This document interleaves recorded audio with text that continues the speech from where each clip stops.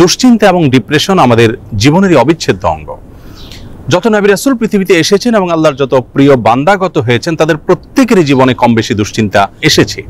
তারা তাদের সেই কঠিন সময়গুলোতে আল্লাহ রাব্বুল আলামিনের কাছে সাহায্য প্রার্থনা এবং আশ্রয় প্রার্থনা করার মাধ্যমে নিজেদেরকে এতটাই নিরাপদে রেখেছেন, এতটাই ভালো রেখেছেন, এতটাই স্বাভাবিক রেখেছেন যে কোনো বিপদ, কোনো মুসিবত, কোনো পেরেশানি, কোনো ডিপ্রেশন তাদেরকে ভেঙে ফেলতে পারেনি।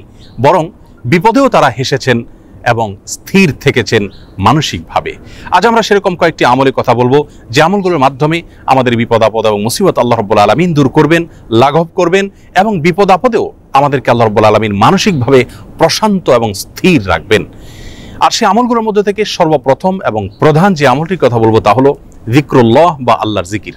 আল্লাহর জিকির এর চাইতে কার্যকর কোনো ঔষধ আর নেই ডিপ্রেশন দূর করবার জন্য। কোরআনে কারীমে আল্লাহ তাআলা বলেছেন, আলা বিযিকরিল্লাহি তাতমাইন্নুল কুলুব। আল্লাহ তাআলার জিকির এর মাধ্যমে মানুষের অন্তরসমূহ প্রশান্ত হয়ে থাকে।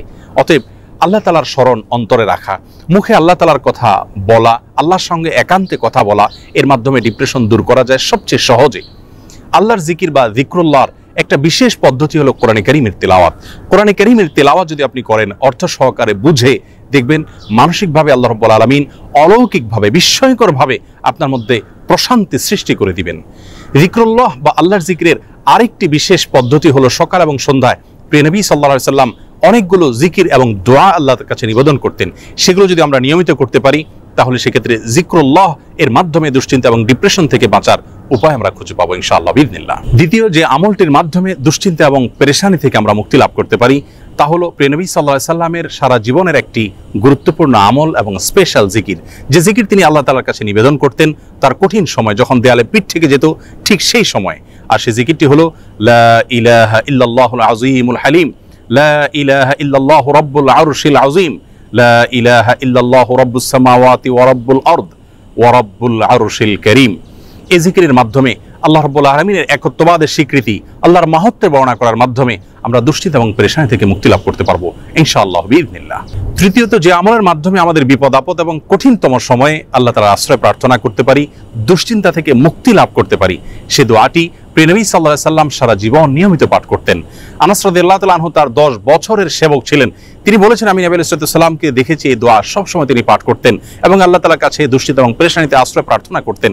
আর সে দোয়াটি হলো আল্লাহুম্মা ইন্নী আউযু বিকা মিনাল হাম্মি ওয়াল হাযান ওয়াল আজজি ওয়াল কাসাল ওয়াল বুখলি ওয়াল জুবন ওয়া যালা'আদ দাইনি ওয়া গালাবাতির রিজাল।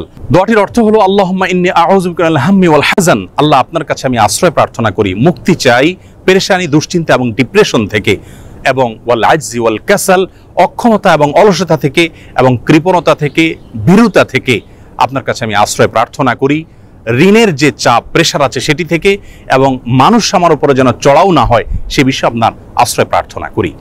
চতুর্থত যে আমলের মাধ্যমে আমরা দুশ্চিন্তা, পেরেশানি এবং জীবনের কঠিন সময় আল্লাহ রাব্বুল আলামিনের স্পেশাল সাহায্য পেতে পারি তা হলো সালাত। সালাত হলো আল্লাহর সঙ্গে সংযোগ স্থাপনের সবচাইতে সহজ মাধ্যম।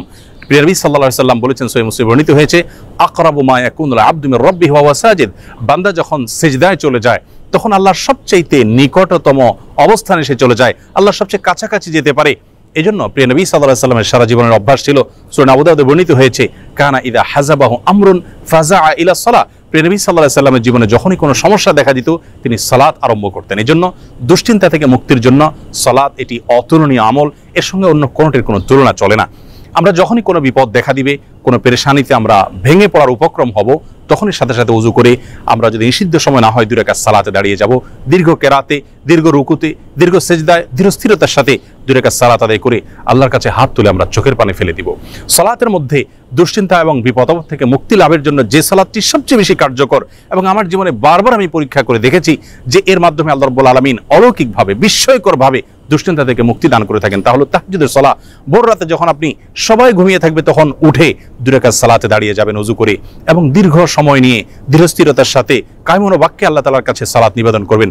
সালাতের পরে যখন 2 হাত তুলে আপনি প্রার্থনা করবেন, ঝরঝর করে চোখের পানি আপনার চলে আসবে। আল্লাহর সঙ্গে একান্তে কথা বলবেন, আপনি নির্ভর ফিল করবেন, দুশ্চিন্তা থেকে মুক্তি লাভ করবেন ইনশাআল্লাহ বিইذনিল্লাহ। অতএব দুশ্চিন্তা থেকে মুক্তি লাভের জন্য এই সালাতের আমলটিকে সবচেয়ে বেশি গুরুত্বের সাথে আমাদের করার চেষ্টা করতে হবে। ৫ নম্বর যে আমলটির মাধ্যমে আমরা বিপদ আপদ এবং কঠিন সময় আল্লাহ তাআলা আশ্রয় প্রার্থনা করতে পারি তা হলো ইস্তেগফার।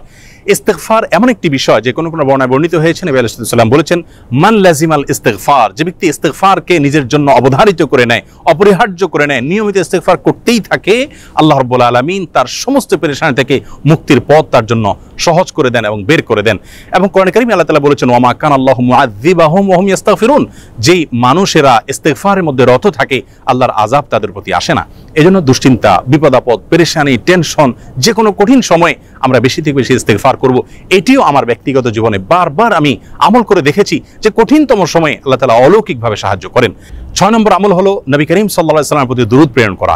দুরূদের আমলটির মাধ্যমে আল্লাহ রাব্বুল আলামিন মানুষের অন্তরকে প্রশান্ত করে থাকেন, স্থির করে থাকেন, অন্তরের পেরেশানি দূর করে থাকেন, বিপদ আপদ এবং মুসিবত থেকে আল্লাহ তাআলা মুক্তি দান করে থাকেন। ৭ নম্বর এবং সর্বশেষ যে আমলটি কথা বলবো তা হলো সাদাকা, দান সাদকা। সাধ্য অনুযায়ী আমরা যতটুকু করব এর মাধ্যমে আল্লাহ তাআলা আমাদেরকে বিপদ আপদ এবং কঠিন সময়ে সাহায্য করবেন, মুক্তি নসিব করবেন। সর্বশেষ যে কথাটি বলতে চাই প্রিয় দর্শক, বিপদ আপদ এবং মুসিবত আল্লাহ তাআলা কখনো কখনো বান্দাকে দিয়ে থাকেন বান্দার কল্যাণে, যার বিনিময়ে আল্লাহ রাব্বুল আলামিন জান্নাত দিবেন।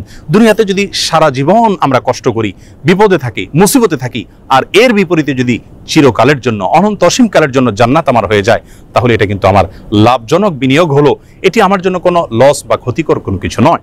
এজন্য দুশ্চিন্তা বা পেরেশানি যদি কোনো কারণে দূর না হয়, নিশ্চিতভাবে একজন ঈমানদার মনে রাখবেন যে তার মাধ্যমে আল্লাহ রাব্বুল আলামিন তাকে মহা কল্যাণের পথে নিয়ে যাচ্ছেন। আল্লাহ রাব্বুল আলামিন কঠিন সময়গুলোতে আম্বিয়া আলাইহিস সালাতু ওয়াস সালামের মতো সবরে জামিল বা উত্তমভাবে সবর তথা ধৈর্য ধারণ করার তৌফিক নসিব করুন।